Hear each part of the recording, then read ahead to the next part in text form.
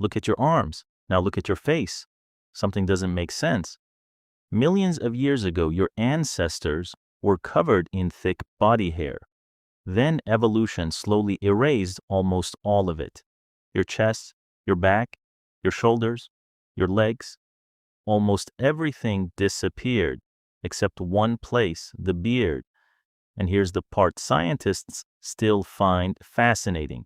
If body hair became unnecessary, why didn't evolution get rid of beards too? Keeping something for millions of years isn't free.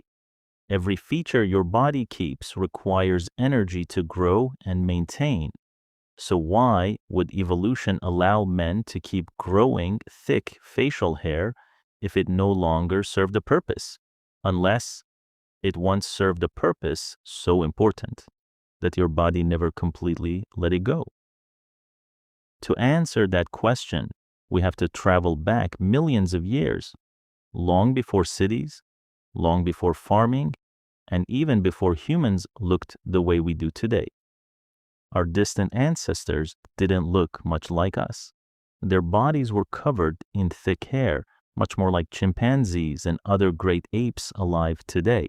That fur wasn't decoration. It protected their skin. It helped regulate body temperature, and it acted as a barrier against the environment. For millions of years, it worked. Then something changed. As ancient humans began spending more time walking across open African landscapes, surviving under intense sunlight became a completely different challenge. Scientists believe our ancestors gradually became endurance hunters. Instead of chasing prey with speed, they exhausted animals by following them over enormous distances. That strategy produced a new problem. Running for hours generates enormous amounts of heat. Too much heat can shut down the body's most important organ, the brain. So evolution appears to have found another solution. Instead of keeping thick fur, humans evolved millions of sweat glands across their skin. Sweat evaporates. Evaporation cools the body. Without thick body hair trapping that heat, cooling became dramatically more efficient. The result? Humans became one of the greatest long-distance runners on Earth. But cooling wasn't the only advantage. Less body hair also meant fewer places for parasites like ticks, fleas, and lice to hide. In a world without medicine, reducing parasites could mean the difference between surviving or dying from infection. Slowly, generation after generation, our ancestors lost more and more body hair. Eventually, humans became one of the least hairy mammals on the planet. Problem solved, or at least that's what it looked like, because evolution removed hair almost everywhere. Almost. One patch refused to disappear, the face, and not everyone's face, mostly men's, which raises an even bigger mystery. If evolution spent millions of years removing body hair, why would it suddenly stop right at the beard? That answer begins with the hormone every man carries, testosterone. Every boy on earth is born without a beard. Then, usually during puberty, something remarkable begins to happen. As testosterone levels rise, tiny hair follicles on the face suddenly receive a signal they've been waiting years for.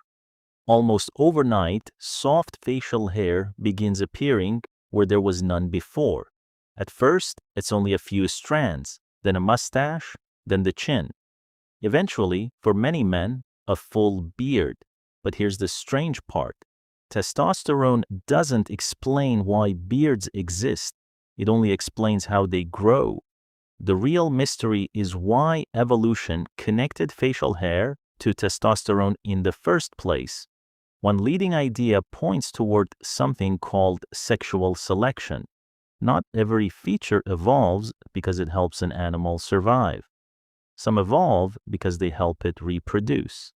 Think of the peacock's enormous tail. It's heavy, It attracts predators.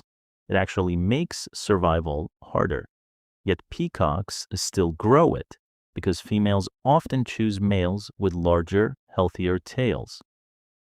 Scientists think human beards may have worked in a similar way. A thick beard could have signaled adulthood, good health, high testosterone, or the ability to compete with other males. In other words, the beard may have been less about fighting nature and more about impressing other humans. But that isn't the end of the story. Some researchers have proposed another fascinating possibility. What if beards weren't just for showing a strength? What if they actually helped protect the face? Studies using crash test models and artificial facial hair suggest thick beards may reduce the force of some impacts to the jaw. The evidence isn't conclusive, and scientists continue to debate how much protection a beard really provides. Still, it's an intriguing idea. Ancient human societies weren't always peaceful. Competition between males sometimes became physical. If facial hair offered even a slight advantage during repeated blows to the face, natural selection may have had another reason to keep it around. But then another question appears. If ancient survival shaped the beard, why do modern men still grow one? After all, we don't spend our days chasing antelope across African grasslands. Most people no longer rely on beards to survive. So why hasn't evolution removed them? The answer reveals something many people misunderstand about evolution. Evolution doesn't work like an engineer redesigning a machine. It doesn't remove every feature the moment it becomes less useful. If a trait isn't causing serious harm, and it doesn't reduce the chances of having children, it can remain for hundreds of thousands, or even millions, of years. Your body is filled with these evolutionary leftovers.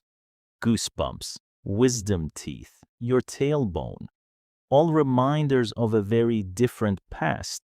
A beard may simply be another one, not because you still need it, but because evolution never found a strong enough reason to erase it. So the next time you look in the mirror, remember this: that beard isn't just facial hair. It's one of the last visible traces of a body that once looked completely different. Long before cities, long before farming, long before history was ever written.